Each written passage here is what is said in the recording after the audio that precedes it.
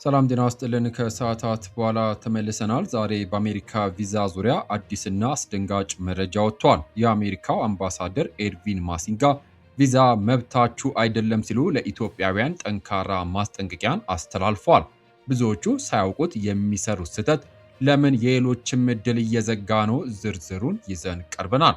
በሌላ በኩል እስራኤል በጎረቤታችን ሶማሊላንድ ሚስጥራዊ የጦር ሰፈር ለመገንባት ማቀዷ ተሰምቷል። ሶማሊያ በከፍተኛ ቁጣ ዛቿን ሰንዝራለች። እንዲሁም በኢራን መንደሮች ውስጥ የተደበቁ የሚሳኤል መተኮሻዎች ላይ እስራኤል የፈጸመችው አስደናቂ ጥቃት ዓለምን እያነጋገረ ነው። እነዚህንና ሌሎች የወጡ ሰበር መረጃዎችን በሰዓቱ ይዘን ቀርበናል። ለቻናላችን አዲስ ከሆናችሁ ደግሞ በየሰዓቱ የሚወጡ አዳዲስ መረጃዎች በቅድሚያ እንዲደርሰው የዩቲዩብ ቻናላችንን ሰብስክራይብ በማድረግ የደወል ምልክቷን መጫን አትዘንጉ።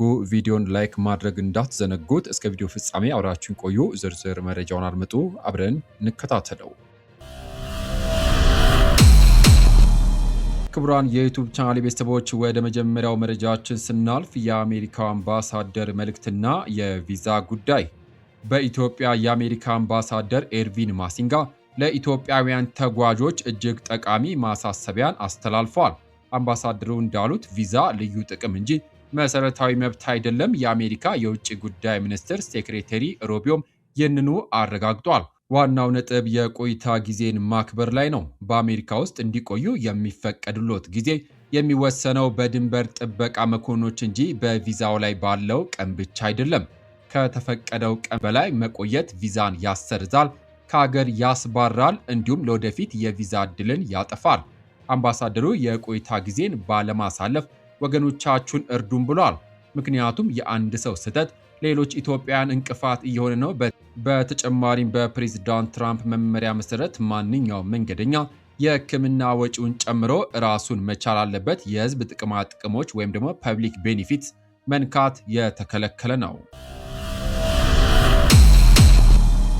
በሌላ ዜና የእስራኤል የጦር ሰፈር በሶማሊላንድ በመቀጠል ቀጠናችንን ሊያናውጥ የሚችል መረጃ ወጥቷል። እስራኤል የየመን ሁቲዎችን ለመምታትና የስለላ መረጃዎችን ለመሰብሰብ በሶማሊላንድ የጦር ሰፈር ለመገንባት እያጠናች መሆኑን ብሉምበርግና ሚድል ኢስት አይ ዘግቧል። የእስራኤል ባለስልጣናት በኤደን ባህረ ሰላጤ አቅራቢያ የሚገኙ የባህር ዳርቻዎችንም መርምረዋል። ምንም እንኳን የሶማሊላንድ ባለስልጣናት ጉዳዩን ወደፊት የሚታይ ነው ቢሉም ሶማሊያ ግን ሉዓላዊነቴን ለመጠበቅ እርምጃ ወስዳለሁ ስትል በከፍተኛ ሁኔታ ተቃውማለች። የሁቲዎች ጥቃት በቀይ ባህር ላይ ያለውን የንግድ ልውውጥ በ70 በመቶ መቀነሱ እስራኤልን ወደዚህ ስትራቴጂካዊ እርምጃ እንደገፋፋት ይነገራል። በመጨረሻም የእስራኤል መከላከያ ኃይል አይዲኤፍ የኢራን አገዛዝ ሚሳኤል መተኮሻዎችን በመኖሪያ መንደሮች ውስጥ እየደበቀ ነው ሲል ወንጅሏል።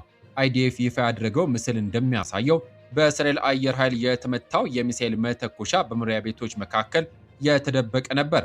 ሆኖም ጥቃቱ እጅግ በረቀቀ ጥንቃቄ በመፈጸሙ አቅራቢያ የሚገኙ ድልድይና ቤቶች ላይ ምንም አይነት ጉዳት ሳይደርስ መተኮሻው ብቻ ወድሟል።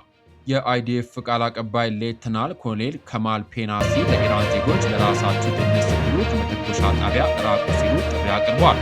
ይህ እርምጃ በኢራን ሕዝብ ዘንድ ከፍተኛ ምላሽ እያገኘ ሲሆን አገዛዙ ሕዝቡን ለጥቃት አሳልፎ እየሰጠ ነው በሚል ቁጣ እየተቀሰቀሰም ይገኛል። ክቡራትና ክቡራን የዩቲዩብ ቻናል ቤተሰቦች ስለ አሜሪካ ቪዛ የተሰጠው ማስጠንቀቂያና የእስራኤል ወደ ቀጠናችን መምጣት ምን ውጤት ይኖራቸዋል? ያላችሁን ሀሳብ በኮሜንት አጋሩን። ወቅታዊ መረጃዎችን ለማግኘት ቻናላችንን ሰብስክራይብ ማድረጋችሁን እንዳትረሱ። በቀጣይ በሌላ መረጃ እስከምንገናኝ በያለንበት የዓለም ዳርቻ ቸር እንቆይ።